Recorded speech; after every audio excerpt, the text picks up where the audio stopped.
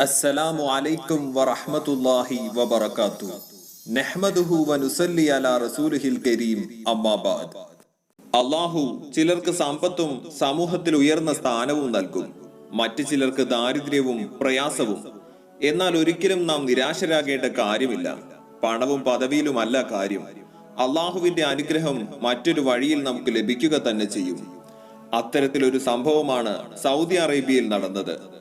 Saudi അറേബ്യയുടെ തലസ്ഥാനമായ റിയാദിൽ ഒരു ബംഗ്ലാദേശ് ക്ലീനർക്ക് ഒരു സൗദി പൗരൻ നൽകിയ സമ്മാനമാണ് ഇപ്പോൾ സോഷ്യൽ മീഡിയകളിൽ വൈറലാകുന്നത്.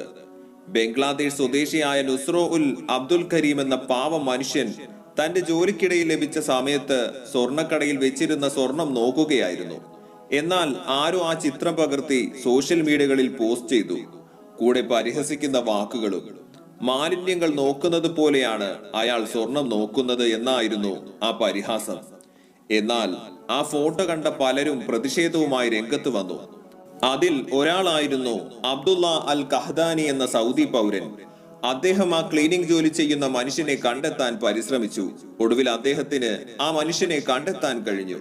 700 സൗദി റിയാലിന് ജോലി ചെയ്തിരുന്ന അബ്ദുൽ കരീമിനെ കണ്ടെത്തി. അന്ന് ആകാംക്ഷയോടെ നോക്കി നിന്ന അതേ സ്വർണ്ണാഭരണം അദ്ദേഹത്തിന് സമ്മാനിക്കുകയും കൂടാതെ 30,000 സൗദി റിയാലും വില കൂടിയ ഫോണും അദ്ദേഹത്തിന് സമ്മാനമായി നൽകുകയും ചെയ്തു. ജീവിതത്തിൽ ലഭിച്ച ഈ അപ്രതീക്ഷിത സമ്മാനത്തെക്കുറിച്ച് അബ്ദുൽ കരീം പറയുന്നത്, അള്ളാഹു എനിക്ക് വിധിച്ചത് എനിക്ക് ലഭിച്ചു എന്നാണ്. ഒരിക്കലും നാം ആരെയും പരിഹസിക്കരുത്, അഹങ്കാരത്തോടുകൂടി സംസാരിക്കരുത്. നാം പരിഹസിക്കുന്നവർ അള്ളാഹുവിന്റെ അടുക്കൽ ഉന്നതിയിലായിരിക്കുമെന്ന കാര്യം നാം മറന്നു പോകരുത്. കടുകുമണി വലിപ്പത്തിൽ അഹങ്കാരം ആരുടെ മനസ്സിൽ ഉണ്ടായാലും അവർക്ക് സ്വർഗം നിഷിദ്ധമാണ് എന്ന പ്രവാചക വചനം നാം മറക്കരുത്.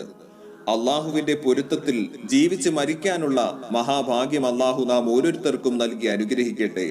റബ്ബനാ തഖബ്ബൽ മിന്നാ ഇന്നക അൻതസ് സമീഉൽ അലീം വതുബ് അലൈനാ ഇന്നക അൻതത് തവ്വാബുർ റഹീം.